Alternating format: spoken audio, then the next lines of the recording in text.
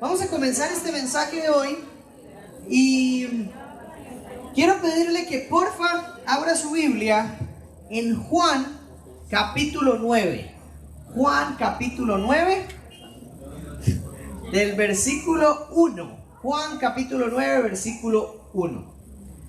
Juan 9 versículo 1. Estamos estudiando todo el libro de Juan, todo el evangelio de Juan. Estamos aprendiendo muchísimo del Señor Jesús. Estamos aprendiendo muchísimo de todo lo que pasó en estos días y de todo lo que Juan ha querido que nosotros aprendiéramos por medio de este evangelio. Y yo creo que está siendo una experiencia muy rica, muy transformadora para nosotros.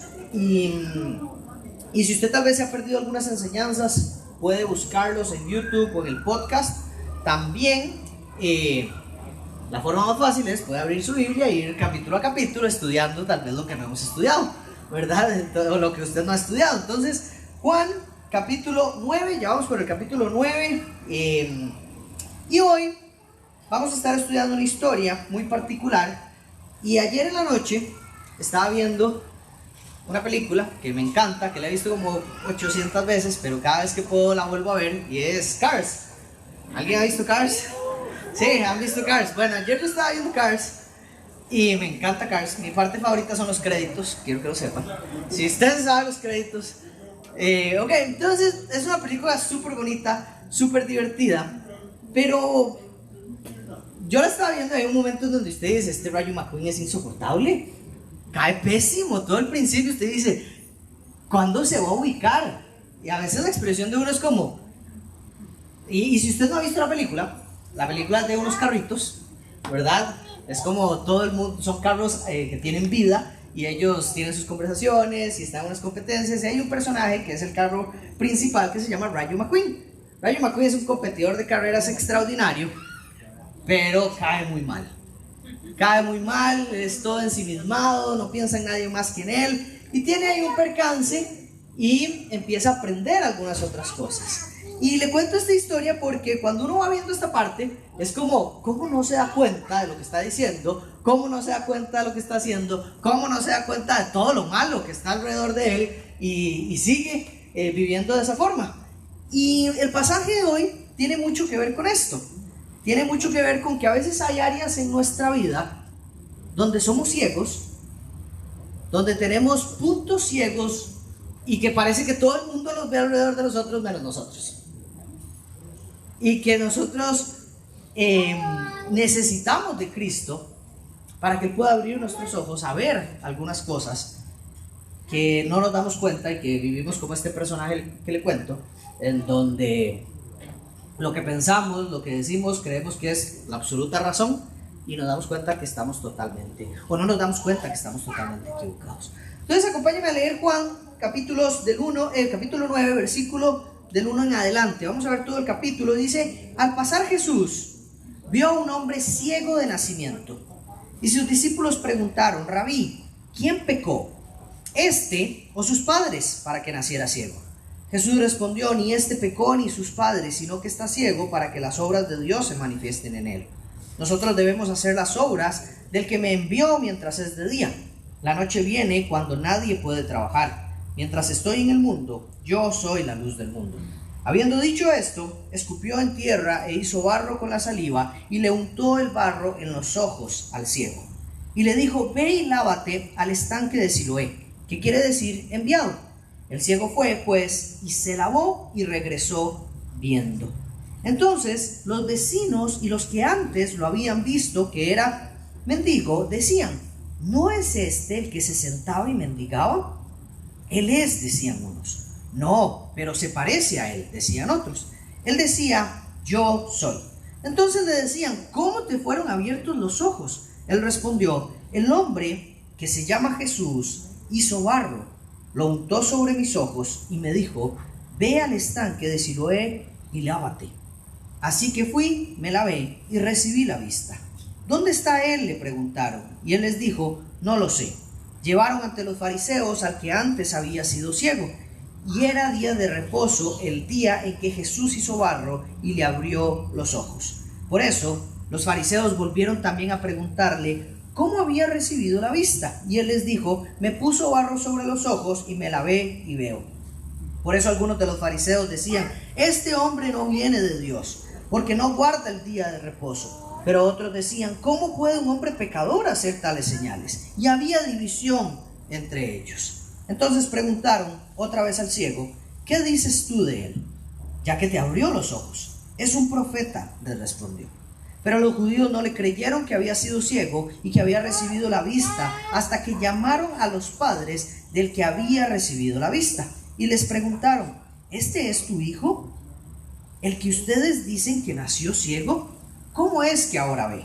Entonces sus padres le contestaron: sabemos que este es nuestro hijo y que nació ciego, pero cómo es que ahora ve, no lo sabemos. O quién le abrió los ojos, nosotros no lo sabemos. Pregúntenle a él, ya es mayor de edad, él hablará por sí mismo.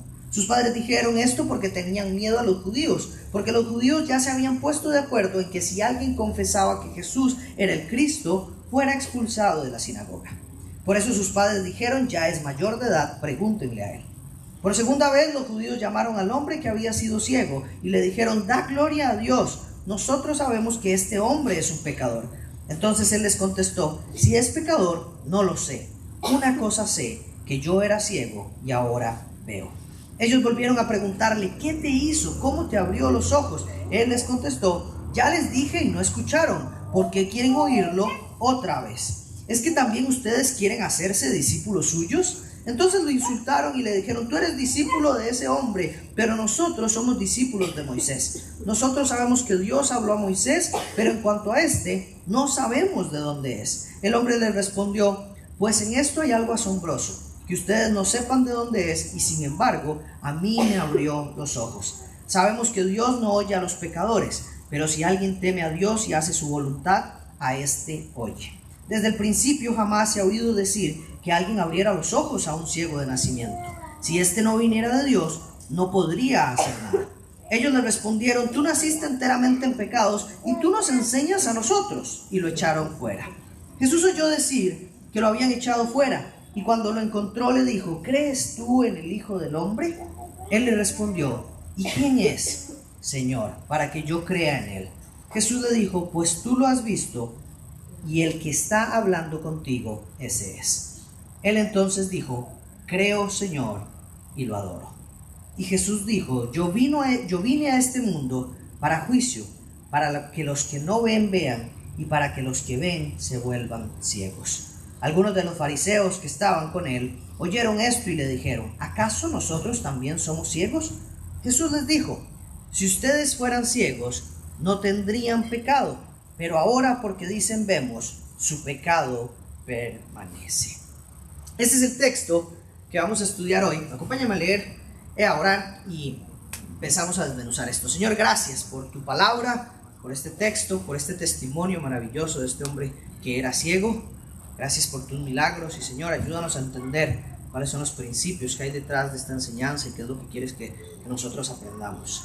En el nombre poderoso de Jesús. Amén. ¿De qué trata este pasaje en términos generales? Uno podría decir, básicamente, Jesús sana a un ciego de nacimiento. Esto genera polémica controversias entre los fariseos, y se genera una discusión entre la persona que era ciega. Los fariseos llaman a testigos, buscan a gente que entienda lo que está pasando, que dé una explicación a lo que está pasando, y al final Jesús aparece para tener una relación o comenzar una relación con el hombre que era ciego, y vemos un poquito de una pequeña explicación de lo que pasa por medio de Jesús. Pero básicamente uno podría decir, este texto se trata de un hombre que era ciego y que Jesús lo sanó.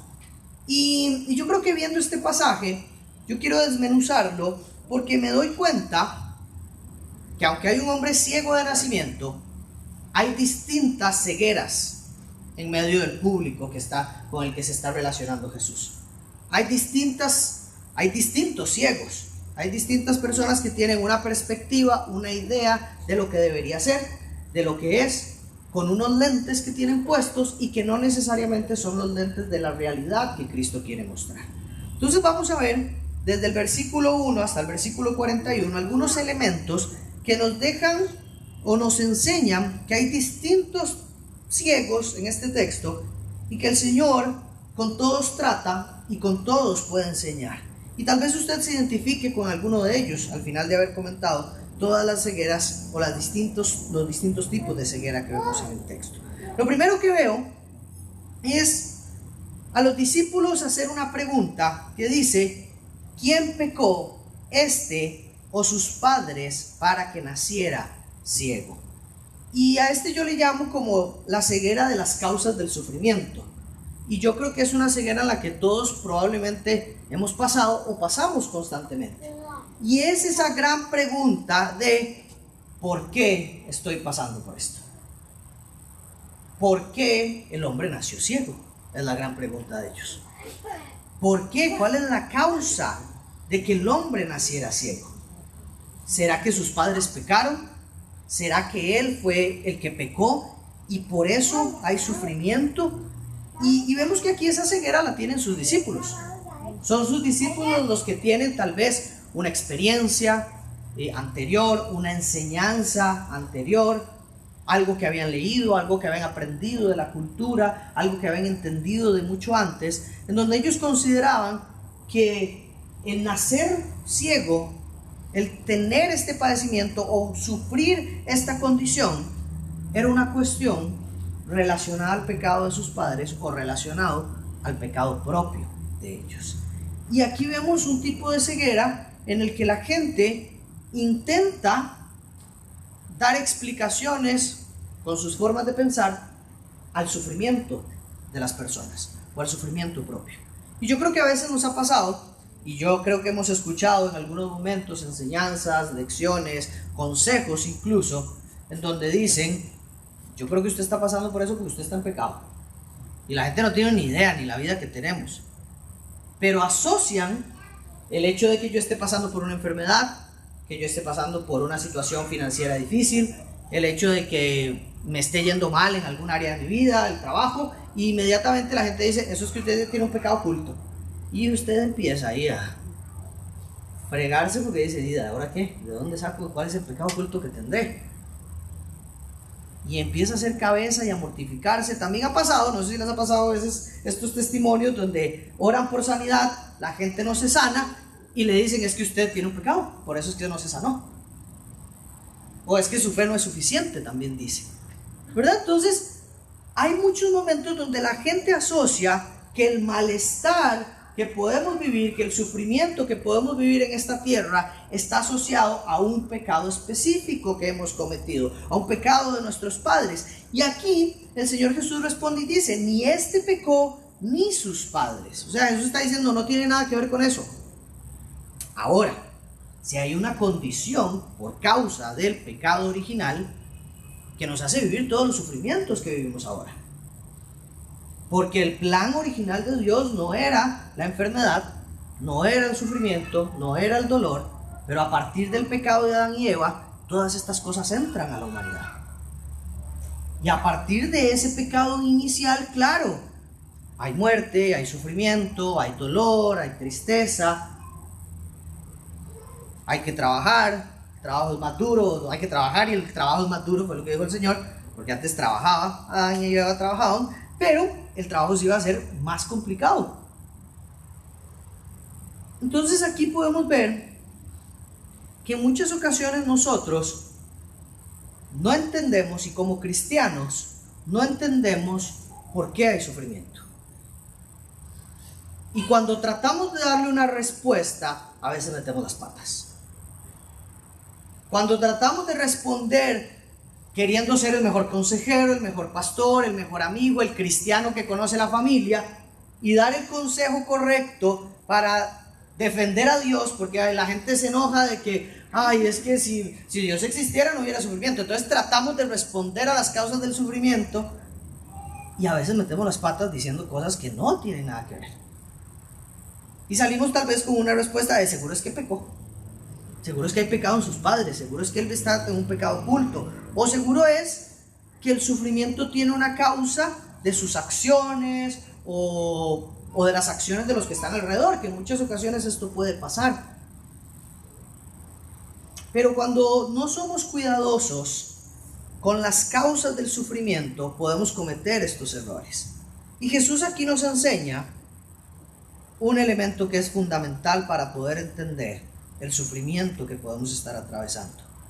Y es que el Señor dice, ni este pecó, ni sus padres, sino que está ciego para que las obras de Dios se manifiesten en él.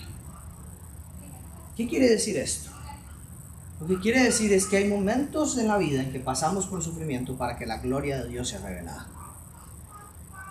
Hay momentos en la vida donde pasamos por crisis, por situaciones duras, por situaciones muy complicadas, y Dios tiene el plan de glorificarse a través de esa situación en nuestras vidas. Y no necesariamente se quita el sufrimiento. He conocido personas que tienen una enfermedad y se mantienen con esa enfermedad hasta el día de su muerte. Pero eso significa que Dios no se glorificó. No necesariamente.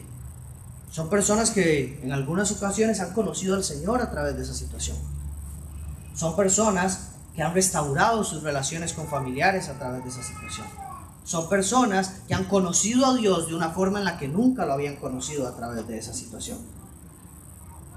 Y entonces cuando tenemos esta ceguera de las causas del sufrimiento, no vemos a Dios que está obrando en medio del sufrimiento. No entendemos que el sufrimiento es algo que Dios utiliza para formar carácter y para enseñarnos a ser cada vez más como Él. Sino que entendemos que el sufrimiento es un castigo, que el sufrimiento es una pena, que el sufrimiento siempre es malo y que el cristiano no debería sufrir porque es cristiano. Y eso no es lo que la Biblia nos enseña. La Biblia nos enseña que el sufrimiento de la humanidad es parte de lo que el Señor permite para que seamos acercados más a su presencia y entendamos que en Él hay plenitud a pesar del sufrimiento terrenal que vivimos acá. Y también nos apunta a la gloria eterna venidera, en donde tendremos un tiempo donde no habrá más sufrimiento. Entonces, lo primero que hace el Señor Jesús es mostrarnos la solución a esta ceguera de las causas del sufrimiento, dándonos a entender, enseñándonos que el Señor está obrando en medio del sufrimiento de toda la humanidad, de cada ser humano, y que Él quiere manifestar su gloria en medio de esas situaciones. Entonces, si hoy usted está pasando por una situación donde está agobiado por querer entender las causas del sufrimiento, está agobiado por los porqués, está angustiado por los porqués, está preocupado de por qué pasó por esto, por qué estoy viviendo esto, por qué mi familia está por esto, por qué estoy pasando por esta enfermedad, por qué esto a mí. Tal vez esa no es la pregunta correcta. Tal vez la pregunta es, Dios, ¿cómo te vas a glorificar en medio de esto? ¿Cómo vas a manifestar tu gloria en medio de esto? ¿Cómo vas a manifestar tu gloria en medio de esto que está aconteciendo? Y que podamos dejar de vivir ciegos en esos dolores o en esos sufrimientos que atravesamos día con día.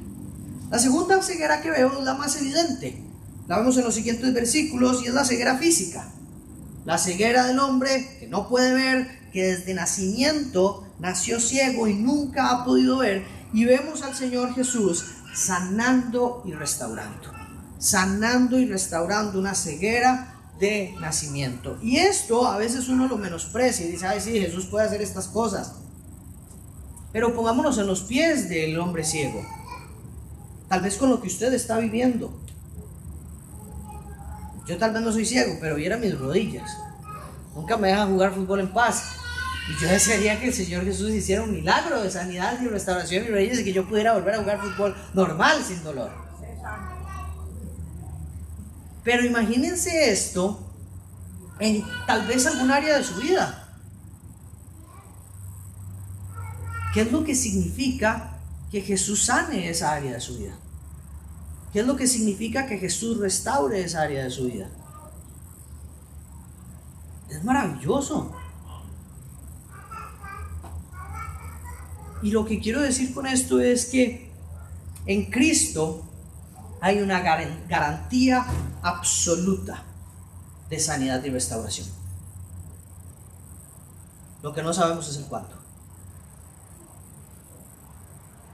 Pero en Cristo hay una garantía absoluta de que va a haber sanidad y va a haber restauración de todos nuestros males, de todo nuestro sufrimiento, de nuestros cuerpos que serán perfeccionados el día de la resurrección.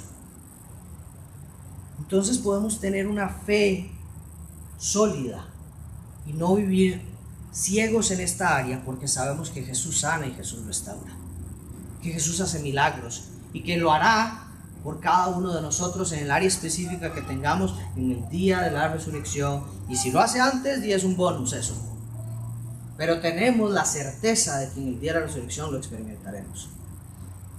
Y aquí lo que Jesús hace es mostrarnos al Padre, mostrarnos su plan y darnos una pincelada del poder de Jesucristo, darnos una pincelada de lo que Él hace, de lo que Él puede hacer en la vida de las personas, con un propósito específico acá, pero enseñándonos a todos los demás, que tal vez no somos el hombre que era ciego, enseñándonos a todos los demás el principio fundamental de que Jesús sana y de que Jesús restaura. Y eso es lo que todos nosotros tenemos que dejarnos acá. Jesús sana, Jesús restaura, Jesús puede, en su tiempo, cuando Él quiera, cuando sea su voluntad, pero Él lo hace. Lo tercero que veo acá es a los ciegos, que son ciegos por incrédulos, o esa ceguera de la incredulidad que también a veces padecemos, y la veo en los vecinos, porque los vecinos dicen, no, este no puede ser el que era ciego. Tal vez lo conocían, lo sabían. Imagínense que ustedes vean a alguien que tal vez venían para acá y vieron a alguien que era ciego y el día de mañana lo ven y ya no está ciego. Ustedes probablemente, algunos diríamos, no, seguro no es. De fijo no es, yo vi que era ciego. De fijo que no es este. Y se da esta discusión, ¿verdad? Los vecinos decían, unos decían que era, otros decían que no era. Él les decía que sí, que él era, ¿verdad? Y empiezan a preguntar, bueno, si es cierto que es usted, ¿cómo fue que le abrieron los ojos? ¿Cómo te fueron abiertos los ojos? Cuéntenos la historia, denos el testimonio, ¿verdad? A veces vemos aquí gente que cree, pero vemos gente que duda y que dice, no, él no puede ser. Él no puede ser. Y yo creo que nosotros también pecamos de esto en muchas ocasiones, de ser incrédulos de lo que el Señor está haciendo. De ser incrédulos de que le cuentan a uno, viera que vi a aquel amigo. Y usted dice, sí, ya me acuerdo. No, pero vieras, ahora va a la iglesia, está discipulándose. Y uno dice, no le creo jamás. Eso no, jamás, eso no puede pasar. Y uno se comporta a veces así como los vecinos. Es interesante cómo nosotros anhelamos ser sanados, ser restaurados y creemos que el Señor puede hacer todo eso en nosotros, pero a veces pensamos que no lo puede hacer en el vecino o en el amigo porque es demasiado pecador. A veces pensamos que la ceguera del otro es demasiado grande como para que Dios pueda hacer algo, pero mi ceguera Dios sí la puede resolver y la está resolviendo. Y sufrimos de esta incredulidad de lo que Dios puede hacer donde Él lo quiere hacer y con quien Él lo quiere hacer. Tal vez nos ha pasado que decimos, no le creo que aquel que yo conocí en el cole ahora sea pastor de una iglesia. Seguro se dicen de mí, fijo.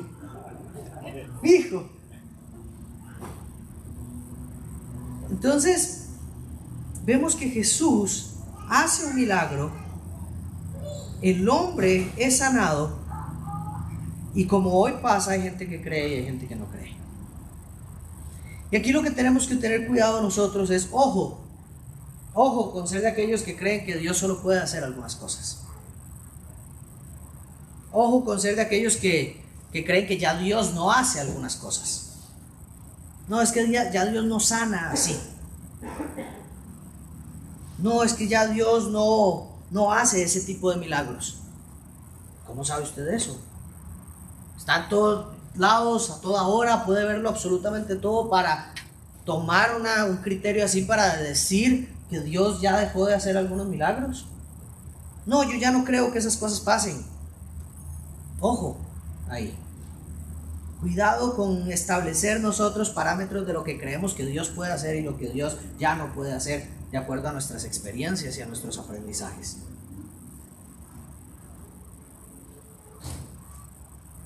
La siguiente ceguera que veo es una de las más evidentes en el texto y es la ceguera de la religiosidad y el legalismo. Y es la de los fariseos. Los fariseos, curiosamente, llega el ciego, o el hombre que era ciego, y no sé si usted vio el detalle, pero los fariseos estaban más preocupados de que Jesús hizo un milagro en el día del reposo que el milagro. Ellos no estaban interesados en la vida del ciego, ellos no estaban interesados en la transformación del ciego, en la sanidad, en la restauración del ciego. A ellos les importaba que un hombre que se hace decir que viene de Dios esté haciendo milagros en el día del reposo. Más interesados en los detalles de la ley, más interesados en los detalles de la tradición, más interesados en las obras que en lo que Dios está haciendo. Y cuando hablamos de estar ciegos por ser legalistas, es tener la creencia de que la salvación requiere o depende de las obras. Que la salvación depende de la obediencia a las obras y depende de la obediencia total a la ley, que era específicamente lo que ellos creían. Una excesiva preocupación por el cumplimiento de la ley, por los detalles minuciosos de la ley, y perdiendo interés de las cosas más fundamentales. Una preocupación enorme por tradiciones humanas, por tradiciones religiosas, por el cómo debe ser, por las formas, sin darse cuenta lo que Dios estaba haciendo frente a ellos.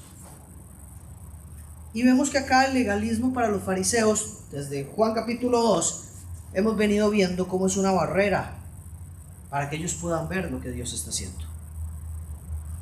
Cómo el legalismo no trae nada positivo a la vida de los fariseos. Y yo creo que aquí nosotros tenemos que tener muchísimo cuidado, porque hoy lo hablaba con unos amigos de la iglesia. El legalismo cristiano hace tanto daño dentro de la iglesia. Nuestro legalismo es, y lo decíamos así, nosotros los cristianos somos los que más daño nos hacemos entre nosotros. Con nuestro legalismo, con nuestra religiosidad, con nuestra forma de ver las cosas, con nuestra perspectiva, nos dañamos, nos herimos. Yo creo que hay un dicho que dice que somos el único lugar donde un soldado cae y en vez de levantarlo lo fusilamos. Eso hace el cristiano. Eso hacemos nosotros en la iglesia. Tenemos una ceguera por religiosidad y legalismo, donde andamos juzgando y condenando los pecados del otro sin darnos cuenta de lo que Dios está haciendo en las vidas de los otros. Tenemos una capacidad altísima para poner nuestras reglas por encima de lo que Dios quiere que pase. Tenemos una capacidad enorme para llenar a la gente de cargas por medio de leyes que nosotros hemos impuesto, que no pueden venir con jeans, que aquí al frente solo pueden pasar ciertas personas, que ese montón de carajadas que usted ha conocido y ha escuchado. Es un caos a veces lo que vivimos en las iglesias, donde nos interesa muchísimo más cumplir con procesos, códigos, principios organizacionales que principios bíblicos. Hay que hacer lo que hay que hacer para sostener la organización, aunque esto signifique desobedecer la palabra. Y esto es terrible. Y creemos que lo estamos haciendo bien porque estamos metidos en la iglesia, porque estamos metidos en los grupos pequeños, porque estamos enseñando, y no nos damos cuenta de la venda que tenemos en nuestros ojos que nos convierte en ciegos por la religiosidad y el legalismo.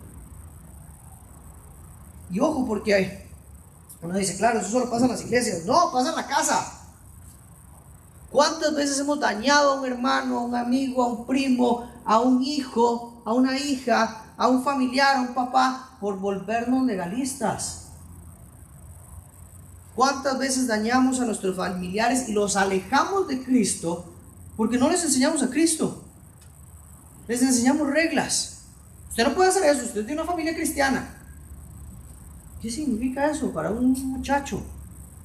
Para un muchacho de 14 años.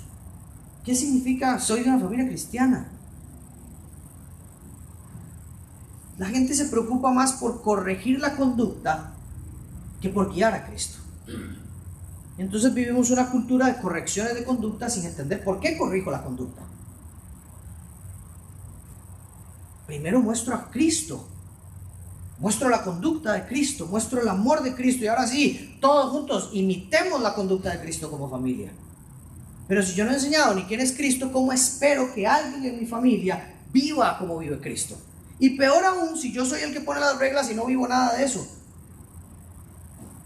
Establezco un montón de reglas de cómo debe ser una familia cristiana, pero mi vida es un caos.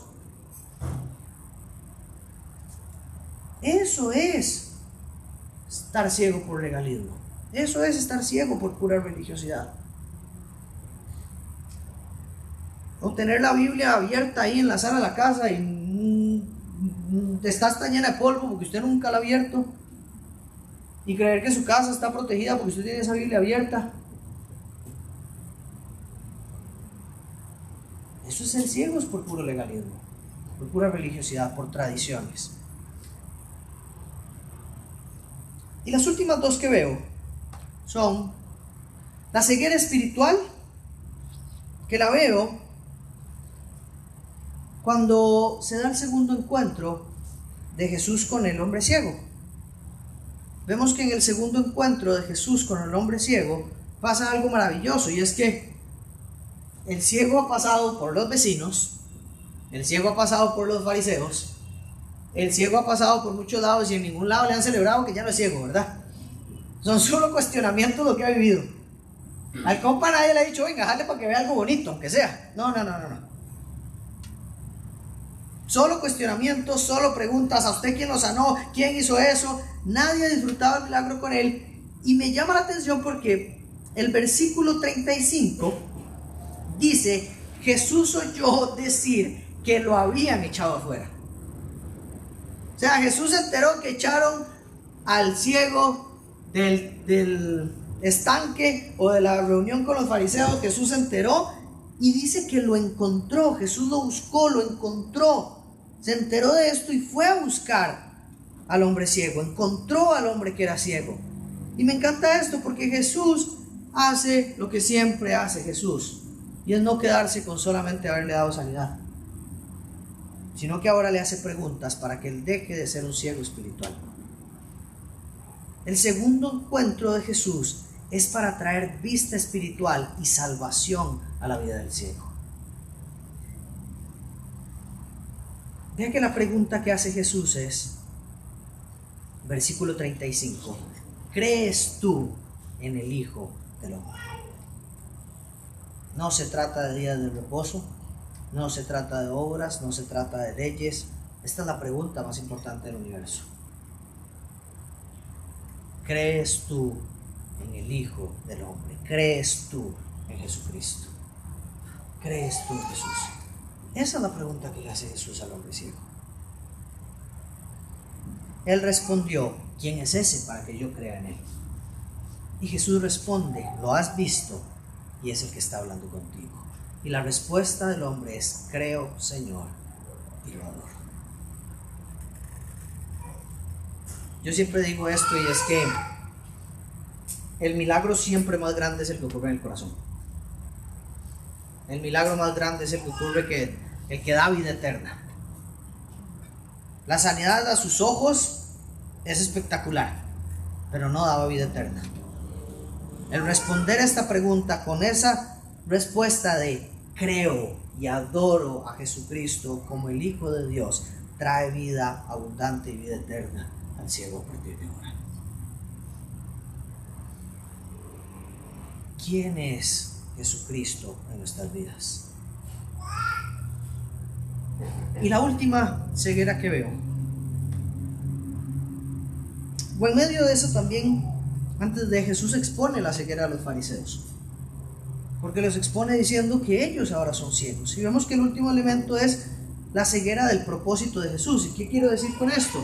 Es la ceguera que a veces tenemos de no entender para qué Jesús vino a la tierra, de no entender qué es la obra de Jesucristo, de no entender qué es el Evangelio. Y Jesús lo dice claramente, dice: yo vine a este mundo para, y esos para siempre son importantísimos porque nos enseñan para qué vino Jesús. Dice: para juicio, para que los que no ven, vean, y para los que ven, se vuelvan ciegos. ¿De qué se trata esto? Jesús no está diciendo acá que va a sanar a los que no tienen vista y a los que tienen vista los va a volver a hacer ciegos. No. Jesús no está diciendo eso. ¿Y cómo puedo asegurar que no está diciendo eso? Porque no hizo eso en ningún caso. Jesús no dijo: bueno, a usted le voy a dar vista, pero ahora voy a ir a donde los fariseos y les voy a quitar la vista. No hizo eso. Jesús lo que está diciendo acá es: aquellos que creen que ven, porque creen que tienen todas las respuestas, porque creen que se saben absolutamente todo, porque creen que no necesitan de este Salvador que está delante de ustedes, esos son ciegos. Pero aquel que entiende que necesita un Salvador, tendrá a su Salvador y verá. Eso es lo que está diciendo el Señor Jesucristo. Aquel que se dé cuenta que necesita a un Salvador, que necesita ser rescatado de su pecado, que necesita ser rescatado de su condición, que está necesitado de un Jesucristo misericordioso, que lo perdone, que lo restaure, que lo levante, que lo redima una vez más después de tantos años. A ese es al que Cristo vino a rescatar. A ese es al que Cristo vino a salvar. A ese es al que Cristo vino a dar vida. Pero el que no, el que quiere permanecer en su ceguera, ese Jesús vino para juicio, dice el texto. Y yo creo que a veces nosotros tenemos esta ceguera del propósito de Jesús, de no entender para qué está Dios, para qué vino Dios, qué hace Dios en el día a día, qué significa vivir con Jesús. ¿Qué propósito tiene para mi vida ser cristiano y decir que yo soy seguidor de Cristo? ¿Es andar ahora estableciendo leyes? ¿Es ahora andar diciendo lo que los demás tienen que hacer? ¿Cuál es el propósito que tiene Jesús en la vida de cada uno de nosotros? ¿Cuál es el sentido de caminar con Cristo?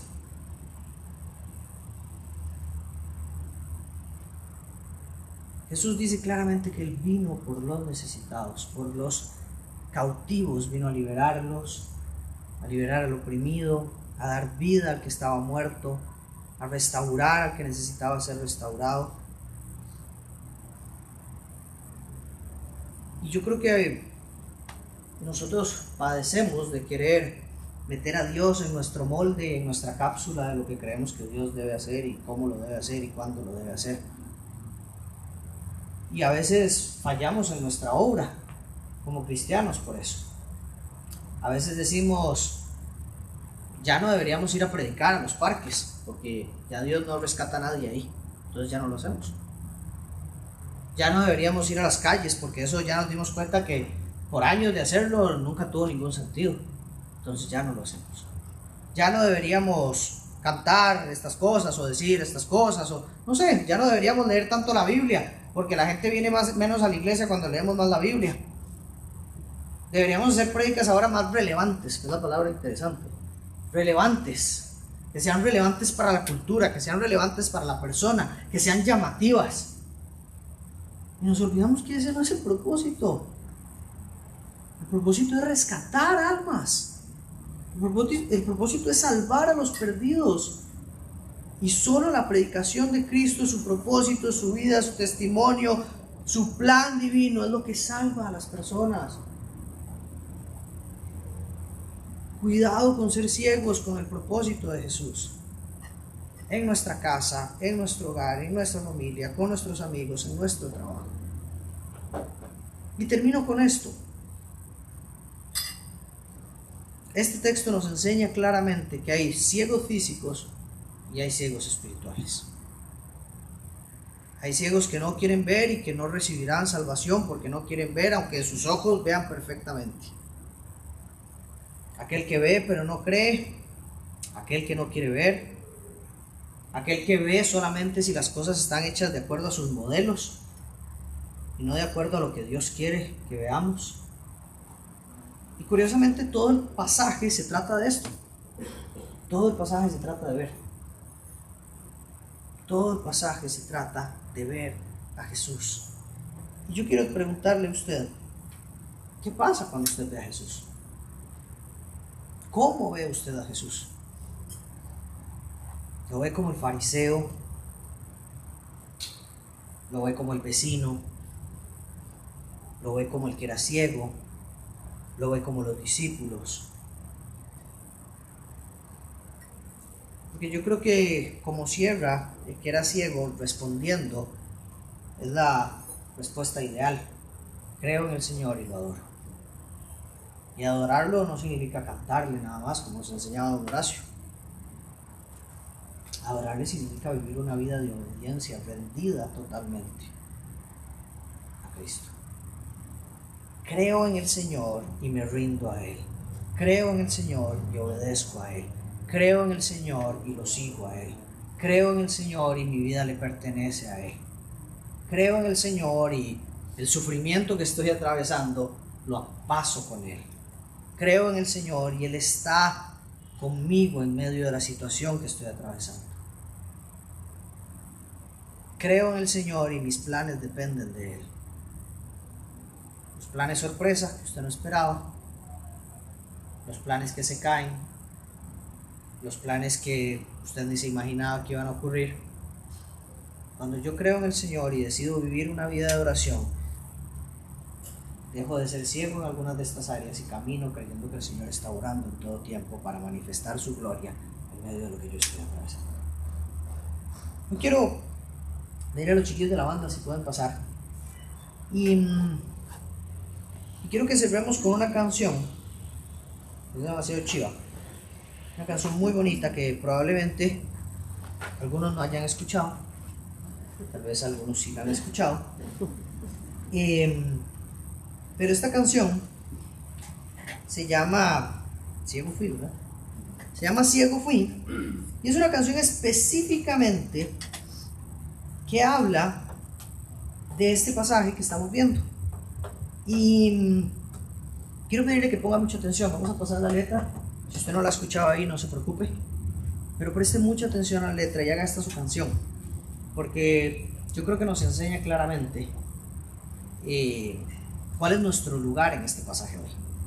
Y cómo este pasaje podemos traerlo a nuestras vidas.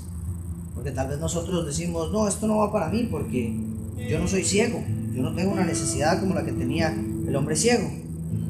Pero tal vez hay otras áreas de mi vida donde sí soy ciego. Tal vez tengo una ceguera espiritual, una ceguera por legalismo, una ceguera porque soy incrédulo de las cosas que hace, una ceguera porque las causas del sufrimiento me tienen ciego, no me permiten ver a Dios por tanto sufrimiento que he atravesado desde que soy un niño.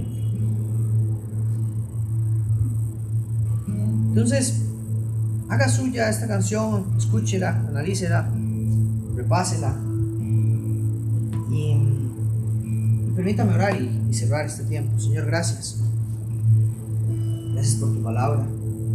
Gracias por tu amor y tu misericordia. Gracias por darme vista. Gracias porque siempre me estás quitando diferentes vendas y quitando puntos ciegos que hay en mi vida, de áreas donde sigo pecando, donde sigo siendo demasiado yo y no permito que crezcas en mi vida y que seas el que gobierne. Áreas donde creo que debo hacer lo que yo creo y lo que debo y lo que pienso, y me olvido de pensar en que creo en vos, en que te adoro, en que mis planes deben estar sujetos a vos primero, y que soy ciego, Señor, en muchas de estas áreas porque vivo una vida autosuficiente, independiente, pensando que soy el dueño de mi vida, el autor de mi vida, y me olvido. Y esas son áreas de ceguera que aún tengo, Señor. Te quiero pedir, por favor, que me ayudes, Señor, a quitar las vendas de mis ojos espirituales, a que el sufrimiento, la preocupación, la amargura, el dolor del pasado no me convierta en un ciego más que no puede ver lo que Dios está haciendo. Te pido, Señor, que por favor me ayudes a ver con tus ojos y ver tu plan y ver tu propósito en medio de lo que yo estoy viviendo, Señor. Que yo pueda ver, como dice tu palabra, que esto no es